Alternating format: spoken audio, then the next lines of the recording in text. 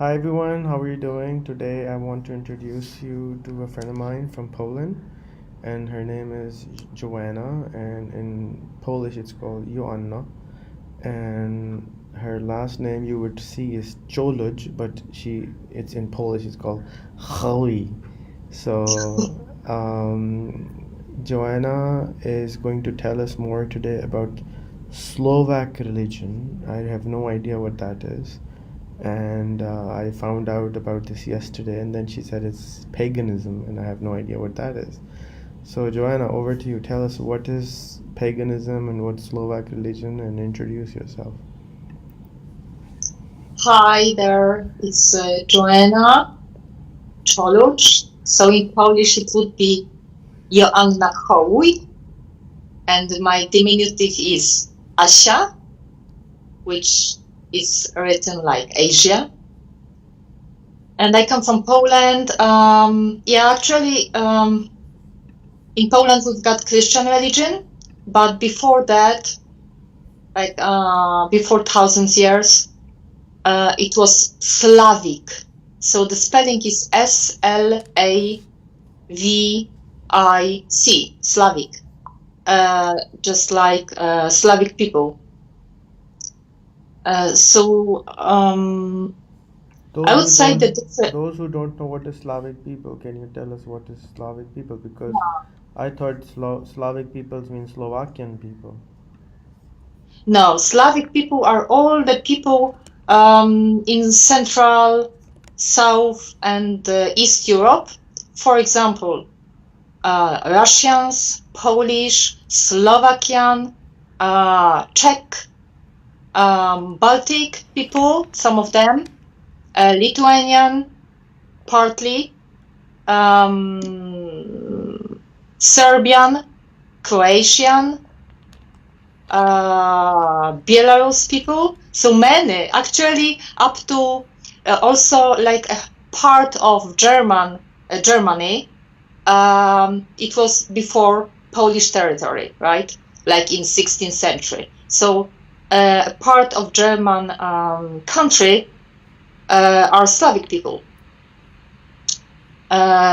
Those are usually people who are blonde hair or some kind of red hair and kind of light eyes, gray, green, this kind of. So that's Slavic. And you've got Slavic languages because all our languages are similar. Like I can almost understand without learning a Russian person or Czech or Slavic. Our languages are very, very similar.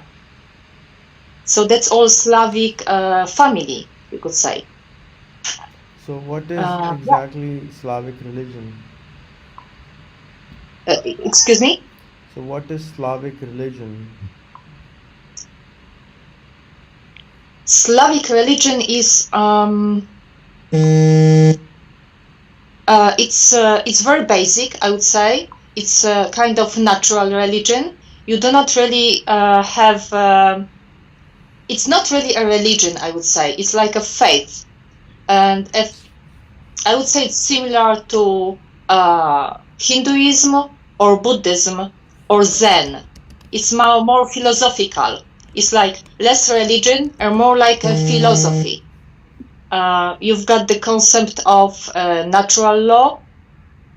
The religion is more natural, and you've got the concept of yin yang. You know, like yin yang, the white part with the black inside, and the black part with the white inside. So two parts which in a way they are complete. So there's this idea which is in Buddhism, Zen, it's that. So that's very similar. That's Slavic religion. There is one God, of course, creator. It's called Światowid. And he's got 4 faces. And the 4 faces go in 4 directions, like north, south, east, and west, because he created everything.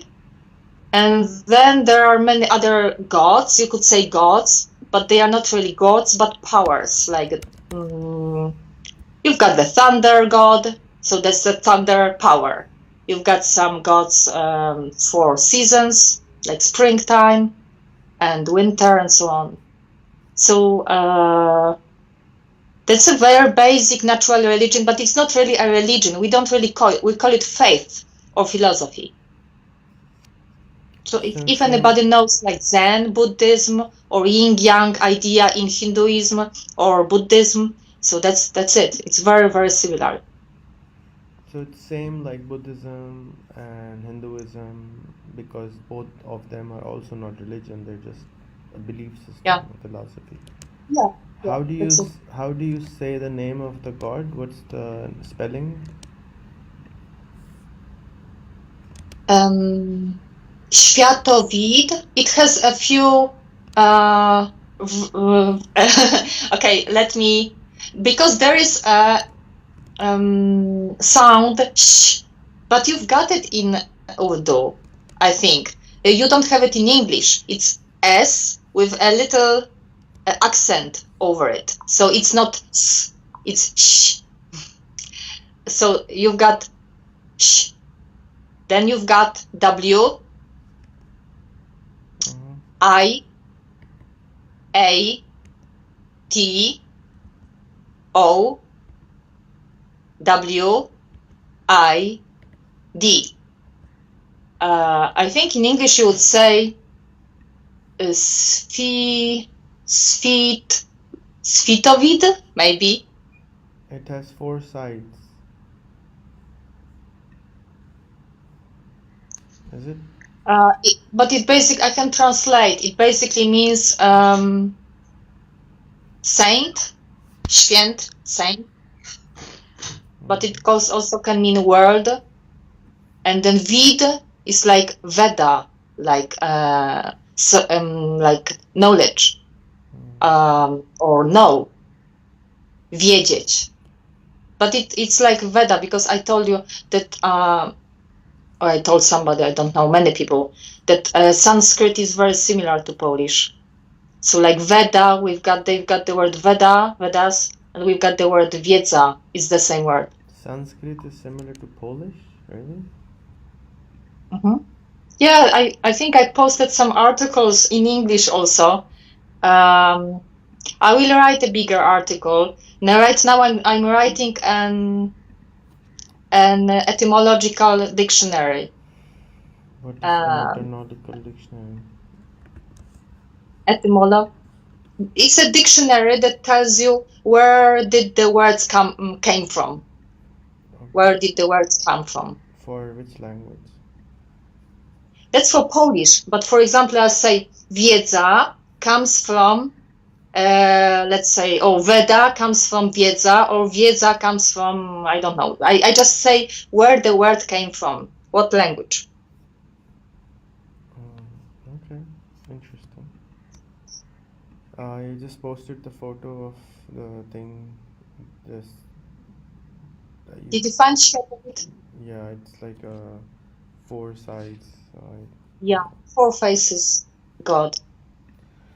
Okay, so tell me more about your investigation about Sanskrit and Polish and Hinduism and Indian and all together, that Indian people come from Poland or Poland people come from India. What is this all about?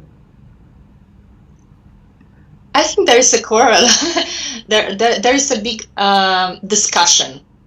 And there are not many, but there are a few Indian scientists, let's say, language scientists and philosophers who come to Poland, and they participate in some conferences, and they talk, like what are the words, what are the faith differences, and there is no solution yet. Polish people say that there were Aryas a long time ago, some Arya, it's spelled Arya, and they came from Slavic territory to India. And Indian, of course, they say that it was inverse, so that Indian people created Slavic faith.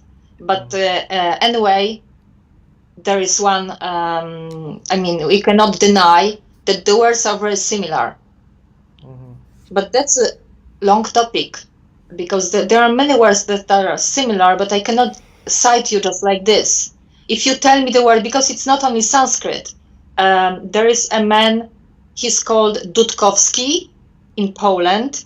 He speaks English and he travels all around the world, and he lived a few years in India and in Pakistan, and he has articles where he cites the words, like he says, this is Indian Urdu Sanskrit and this is Polish, and look, they are similar. And those are all basic words like mama, tata, baba, dziadek, or wiedza. I don't remember all of them right now, but those are very basic words, like all about family, the world, the faith. Yeah. Interesting. That's it. There's a huge Slavic movement now in Poland. Very, very huge. What is There are conferences. What is Slavic movement? Slavic movement is about the Slavic faith and about discovering what was the past, right? How was it like 10,000 years ago? Okay, interesting. So how was it 10,000 years ago? There are lots of discussions. There are people who say that there were Aryas, and some other people call them sites. It's like SCYTES.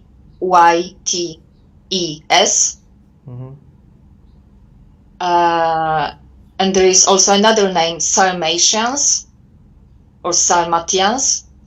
And there is a quarrel still, because also from Persian people, they say that, okay, but sites were Persian. So there is a discussion. There is also another scientist, Polish, and I think one from Persia, who says, right, so there are also lots of similarities between Persian words, like Farsi, Old Persian, and Polish, or just Slavic. So, there are many people who are just scientifically working on it. Well, if you find something, I would really like to know why there are so many languages in the world, because it creates a lot of confusion, and it's very confusing to have so many languages in the world. A lot of people like it, but I think it's really bad for the world because we don't understand each other. So if you could tell me why it happened, it's like amazing. And so such a small history, how could we have become so many languages? So well, I found out I can speak 4 languages plus Polish, right? So English, French, Russian, Spanish, and then I speak Polish. And I've been learning more, right? I've been learning Urdu, then I've been learning a little Arabic, and I counted once, and I noticed that I've been learning like 10 languages in my life. So I noticed that when you learn a lot of languages, then you see the similarities, and it's not so difficult then. For example, if you learn English, you can understand some German. But not because everybody is you. Nobody will try to learn 10 languages. I don't know anybody else who is going to try to attempt to learn 10 languages. People don't want to learn one. I don't want to even know one. I just want to be quiet. Yeah, but in Poland, many people learn languages because they think nobody's going to learn Polish because it's so difficult, so I have to learn other languages. So I know many Poles who speak many languages. It's very popular. Yeah, but that's And fine. besides, You can do that. But I was just wondering why there are so many languages. That's all. Like the reason why, how did it happen? I'm very curious to know, the history of languages. I wouldn't put the question like this. Because it's so... I would put the question like, maybe there are not many languages. Maybe Russian is practically the same as Polish, and Polish are Slovakian. So at least when you go to Europe and you learn Russian, let's say, then you can understand Polish people too, right? If you live a little there. And you can understand Slovakians, you've got like half Europe who speaks Slavic language. Whatever, Slavic or Polish, I don't know. Well, And if you go to Western Europe, you can speak English. That's it. I learned Russian, I learned Polish, I learned Czech, and now I don't think there's any, because I only learned the basics, the basic words. So I don't see much similarities except for ananas. Everywhere ananas is the same, but and chai is the I same. know. But everything else seems to be different. Thank you is is different in all your languages. So it's I wonder why, like and hello is different. So I don't know. Look, I don't know how to explain this. It's difficult. The words are the same, just the pronunciation is different. Like, for No, example, but even we say dziękuję, and in English you say thank you. So T and D are the same. Okay, it's thank, it's dzięk. It's more or less the same when you listen. and Russian is what? Oh, Russian is spasiba. How is that common? It's a synonym. Okay, and how is Hungarian and how is Czech the same? They're different words. Wow. Hungarian people are Slavic from genetically. They've got Slavic genetics. They look like us and so on, but they got the Ugro-Finn language from the Asia, from the north, Baltic, right? Mongolian. Yeah, Ugro, I don't know, Ugro-Finns, so that's maybe Mongolian, Turk, yeah. And so they changed the language, and the language is not the same language family, so we cannot understand them. How about Czech? Slavic. Okay, how do you say thank you in Czech? I don't know. It's different. It's Dziękuję. I didn't learn Czech Dziękuję. exactly, but I think it's something like Dziękuję. Not Dziękuję? Yes. That's the same. How That's is it the same? Dziękuję. Dziękuję is so different. One is Chinku and one is Jenku, so it's totally different. One is Japan, one is China. It's different. I don't see it. I see the word like there are more similarities than differences. It's up to you. I You look can for see the similarity. glass half full or glass half empty. Of course, there would be similar, like Tata is bye-bye in our language and your is father, so it's different. The words are same, but the language have different placements.